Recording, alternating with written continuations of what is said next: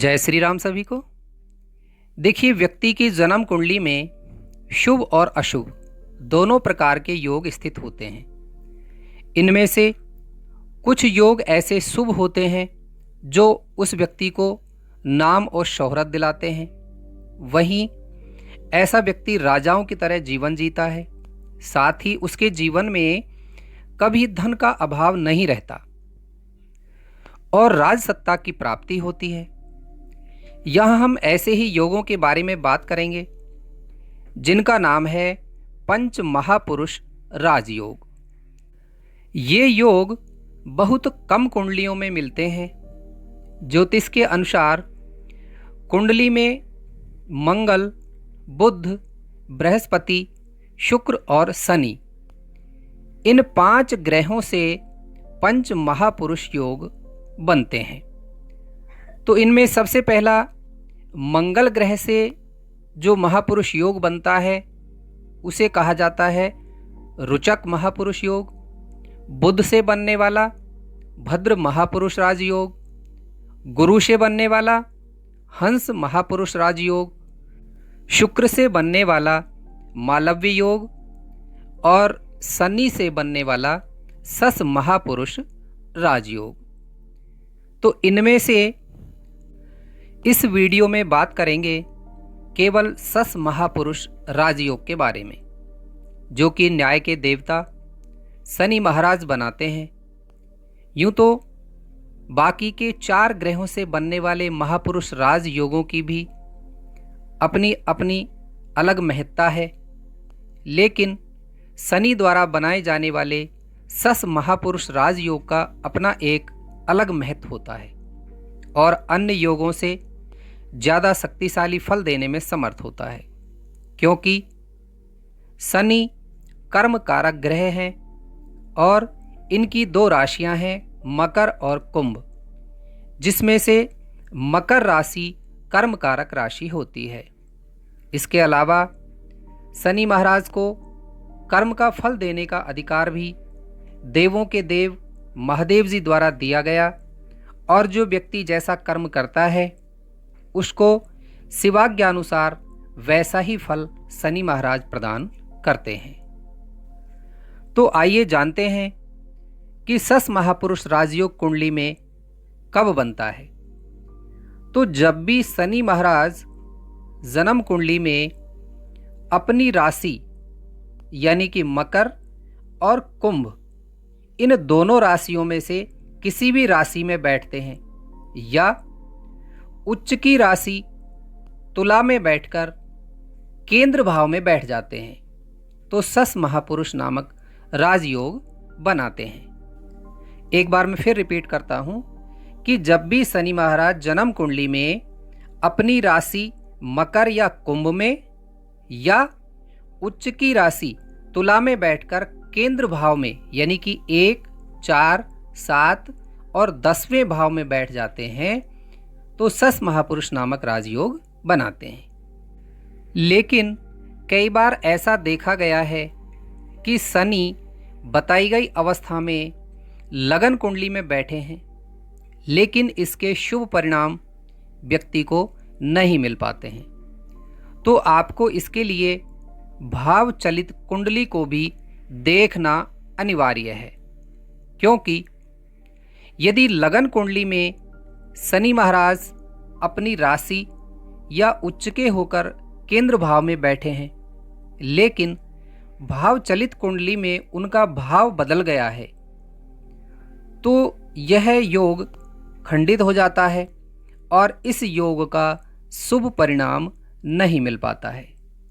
जबकि लगन कुंडली में देखने पर केंद्र भाव में बैठे दिखाई दे रहे हैं, लेकिन चलित कुंडली में यदि उनका भाव परिवर्तन हो गया है तो इस योग के परिणाम नहीं मिल पाते हैं। तो आइए एक जन्म कुंडली का उदाहरण लेकर इसको समझते हैं। तो यहाँ आप जो जन्म कुंडली देख पा रहे हैं, ये मेष लगन की जन्म कुंडली है, जहाँ लगन में 1 नंबर लिखा हुआ है, यानी कि मेष लगन हो गई। और भाव चलित कुंडली देख पा रहे हैं। तो लगन कुंडली में शनि महाराज यहाँ मकर राशि में, यानी कि केंद्र भाव हो गया 10वां भाव, तो इसमें केंद्र भाव हैं पहला भाव, चौथा, 7वां और 10वां। तो यहाँ 10वें भाव में 10 नंबर राशि लिखी हुई है, यानी कि मकर राशि।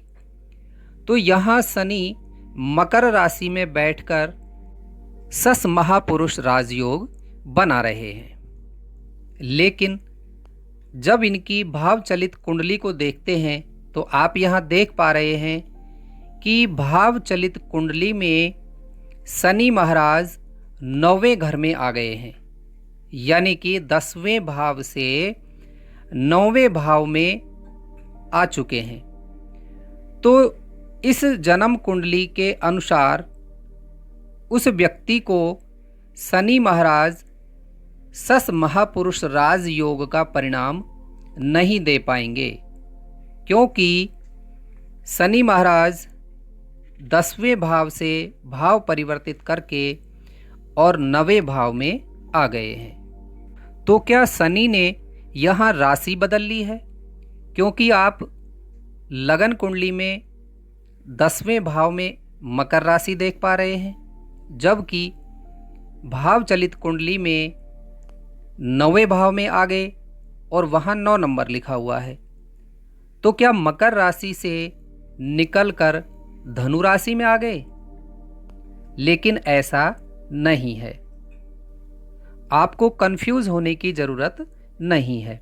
शनि ने राशि नहीं बदली है, केवल भाव बदला है, यानी कि घर बदला है। या यहाँ ये कह सकते हैं कि शनि इस जन्म कुंडली में 10वें भाव का फल ना देकर 9वें भाव का फल व्यक्ति को जीवन में देंगे। अब इस व्यक्ति के केंद्र भाव का फल नहीं देंगे, तो यहाँ शनि का भाव परिवर्तन होने से फल भी परिवर्तित हो जाएंगे। तो इस उदाहरण से आपने समझा कि कई बार लगन कुंडली में शनि द्वारा सस महापुरुष राजयोग दिख रहा है, लेकिन उसको कंफर्म करने के लिए भाव चलित कुंडली को देखना अनिवार्य है। केवल लगन कुंडली देखकर ही बता देना उचित नहीं होगा। और दूसरी बात कि यहाँ शनि की डिग्री भी देखनी है कि शनि महाराज कितनी डिग्री पर विराजमान हैं। कहीं वो मृत अवस्था में तो नहीं है। यदि इस अवस्था में हैं तो वो अपना पूर्ण फल नहीं दे पाएंगे। और शनि के वक्री होने पर भी यहाँ फलों में परिवर्तन हो जाता है। जब शनि महाराज मजबूत स्थिति में होकर यह योग बनाते हैं तो व्यक्ति को मेहनत के बल पर जमीन से आसमान की बुलंदियां देते हैं, क्योंकि शनि एक कर्म कारक ग्रह है और व्यक्ति अपने धर्म पर चलकर मेहनत से कर्म करता है। उनको शनि जीवन में सभी प्रकार के सुख और सत्ता प्रदान करते हैं। जब शनि महाराज जन्म कुंडली में सस महापुरुष राजयोग बनाते हैं तो शनि महाराज उस व्यक्ति को कर्म करने को प्रेरित करते हैं। ऐसा व्यक्ति आलस्य नहीं करता और लगन लगाकर मेहनत करता है। तो जब व्यक्ति जीवन में अनवरत मेहनत करता है तो उसे ऊंचाइयां तो मिलना स्वाभाविक है, क्योंकि कर्म प्रधान होता है। गीता जी में भी श्री कृष्ण भगवान ने कहा है कि कर्मण्येवाधिकारस्ते मा फलेषु कदाचन।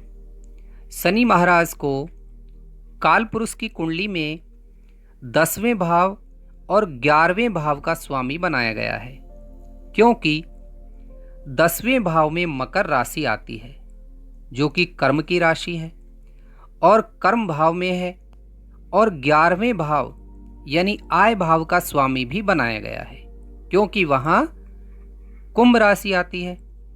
तो स्पष्ट है कि जब व्यक्ति लगन से मेहनत करता है तो आय बढ़ती है, और जब आय बढ़ेगी तो इस भौतिक संसार में उसका आर्थिक स्तर बढ़ेगा, जीवन के सभी सुख समृद्धि उसे प्राप्त होंगी। ऐसे व्यक्ति को कर्मयोगी कहा जा सकता है। जिस व्यक्ति के सस महापुरुष राजयोग होता है वह जिस भी कार्य को एक बार हाथ में ले लेता है फिर उसे पूर्ण करके ही छोड़ता है, ना आलस्य करता है और ना ही ये देखता है कि कितना समय लगेगा। ऐसे व्यक्ति देर रात तक जाग कर भी कार्य करते हैं। ऐसे व्यक्ति ज़्यादा लोगों से घुलना मिलना पसंद नहीं करते हैं, वे एकांत प्रिय होते हैं। और ऐसे हो भी क्यों नहीं, क्योंकि शनि भी एकांत प्रिय स्वभाव के हैं। ऐसे व्यक्ति कोई दान करते हैं तो गुप्त दान करते हैं, दिखावे के लिए दान नहीं करते हैं। जैसे आजकल कुछ लोग ऐसे होते हैं जो दान करते हैं थोड़ा सा और सोशल मीडिया पर दिखावा करते हैं बहुत ज़्यादा, जैसे उन्होंने कोई गढ़ तोड़ दिया हो।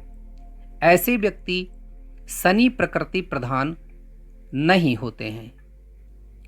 जो शनि प्रकृति प्रधान व्यक्ति होते हैं, जिनके शनि शुभ अवस्था में होते हैं, वे दान करते हैं तो इस तरीके से करते हैं, गुप्त दान करते हैं, जो अपने दान का दिखावा नहीं करते हैं। ऐसे व्यक्ति वचन के पक्के होते हैं और जो व्यक्ति गलत करता है उसको क्षमा नहीं करते, बल्कि उस अपराध का दंड देने के समर्थक होते हैं। जबकि देवगुरु बृहस्पति प्रधान व्यक्ति अपराध करने वाले को क्षमा दान देकर सही रास्ते पर लाते हैं।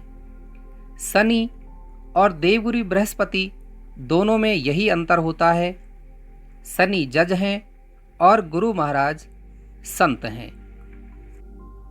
तो जज का कार्य होता है कि साक्ष्यों के आधार पर अपराधी सिद्ध हो जाता है तो उसको दंड देता है, दंड दे करके उसे सही रास्ते पर लाते हैं। जबकि देवगुरु बृहस्पति का कार्य होता है कि क्षमा दान दे करके और उसको सही रास्ते पर लाना। तो जिन व्यक्तियों के सस महापुरुष राजयोग बनता है वे न्याय विभाग में उच्च पदों पर प्रतिष्ठित होते हैं। शनि के यहाँ क्षमा का कार्य नहीं होता है, बल्कि अपराधी को दंड दे करके सही रास्ते पर लाने का कार्य किया जाता है। कहा जाता है कि शनि पाप ग्रह है और दयाहीन है, क्रूर है, जो किसी को नहीं बख्शते। जबकि हकीकत यह है कि शनि अपराधी को दंड देकर ही सही रास्ते पर लाने का कार्य करते हैं। क्योंकि जब दया का स्थान हृदय में रहेगा तो वह सही रूप से न्याय नहीं कर पाएगा। जिनके शनि महाराज सस महापुरुष राजयोग बनाते हैं वे एक ना एक दिन करोड़पति अरबपति बन ही जाते हैं, क्योंकि शनि उन्हें कर्मशील व्यक्ति बना देते हैं। आप देख सकते हैं कि धीरूभाई अंबानी और मुकेश अंबानी को भी इतनी ऊंचाइयां शनि महाराज ने ही दी हैं। इनकी जन्म कुंडलियों में शनि महाराज बहुत मजबूत स्थिति में हैं। अब जानते हैं कि शनि इन केंद्र भावों में बैठकर जब सस महापुरुष राजयोग बनाते हैं तो क्या चारों भावों में समान रूप से ही फल देते हैं ये? तो इसका जवाब है नहीं, क्योंकि जन्म कुंडली के चारों केंद्र भावों में जब अलग अलग स्थिति में ये बैठते हैं तो फलों में भी फर्क आता है।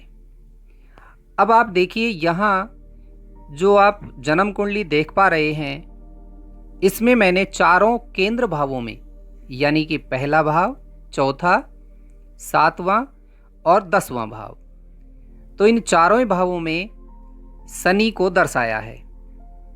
तो सबसे पहले देखते हैं कि जब शनि लगन में बैठकर सस योग बनाते हैं तो शनि यहाँ से पराक्रम भाव को तीसरी दृष्टि से देखते हैं। तो व्यक्ति के पराक्रम में कुछ कमजोरी प्रदान करते हैं। और सप्तम भाव को 7वीं दृष्टि से देख रहे हैं तो ऐसे व्यक्ति के वैवाहिक जीवन में यानी कि उनके मैरिड लाइफ में परेशानी देंगे, विवाह में विलंब कर देंगे। और 10वें कर्म भाव पर 10वीं दृष्टि से देख रहे हैं तो कार्य क्षेत्र में कुछ उतार चढ़ाव देते हैं। लेकिन इतना सब कुछ होते हुए भी जीवन के उत्तरार्ध में व्यक्ति को बहुत ऊंचाइयां देते हैं। दूसरा है कि जब शनि चतुर्थ भाव में बैठे हों और यहाँ से बैठकर सस महापुरुष राजयोग बना रहे हैं तो यहाँ कालपुरुष कुंडली की राशि कर्क में बैठते हैं और यहाँ से तीसरी दृष्टि से संघर्ष भाव को देखते हैं तो जीवन में बहुत संघर्ष भी देते हैं। और 7वीं दृष्टि से अपनी ही राशि मकर को देखते हैं तो कर्म क्षेत्र में अच्छा फल देंगे। और 10वीं दृष्टि से लगन भाव को देखते हैं तो व्यक्ति के स्वभाव को एकाकी बना देते हैं। तीसरे है कि जब शनि महाराज 7वें भाव में बैठकर सस महापुरुष राजयोग बनाते हैं तो यहाँ शनि दिग्बली हो जाते हैं और उच्च के हो जाते हैं, क्योंकि तुला राशि में शनि उच्च के होते हैं और तुला राशि के स्वामी होते हैं शुक्र जो कि मित्र ग्रह हैं। तो यहाँ से भाग्य भाव, लग्न और चौथे भाव को देखते हैं तो यह शनि बहुत अच्छा फल प्रदान करते हैं। चौथी स्थिति बनती है कि जब शनि 10वें भाव में बैठते हैं यानी यहाँ शनि की स्वयं की कर्म राशि मकर होती है तो यहाँ बैठे हुए शनि व्यय भाव, चतुर्थ भाव और संघर्ष भाव को देखते हैं। कर्म भाव में बैठे हुए शनि महाराज उच्च राजयोग प्रदान करते हैं क्योंकि कर्म भाव में कर्म राशि में ही शनि महाराज बैठे हुए हैं। साथ ही यदि शनि महाराज डिग्री में युवावस्था में हो और कोई ग्रह साथ न बैठा हुआ हो और सूर्य से अस्त ना हो और साथ ही चलित भाव में शनि की 10वें भाव में ही स्थिति हो तो जीवन में बहुत ऊंचाइयां देते हैं और राजा बनाते हैं। ऐसे व्यक्ति के नीचे कार्य करने वाले और बहुत सारे व्यक्ति होते हैं। ऐसा व्यक्ति बहुत व्यक्तियों को अपने नीचे रोजगार देने वाला होता है। तो इस वीडियो में आपने जाना कि शनि द्वारा जब जन्म कुंडली में सस महापुरुष राजयोग बनाया जाता है तो कैसे वह उस व्यक्ति को जमीन से आसमां की बुलंदियों पर भी पहुंचाने की क्षमता रखते हैं। तो आप भी देखिए कि आपकी जन्म कुंडली में शनि महाराज कहाँ बैठे हैं और सस महापुरुष राजयोग बना रहे हैं या नहीं बना रहे हैं।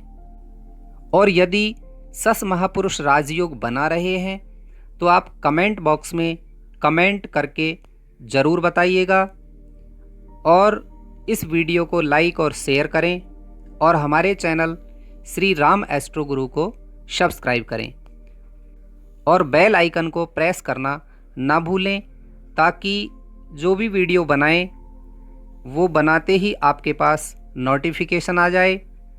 सभी को बहुत बहुत धन्यवाद। जय श्री राम।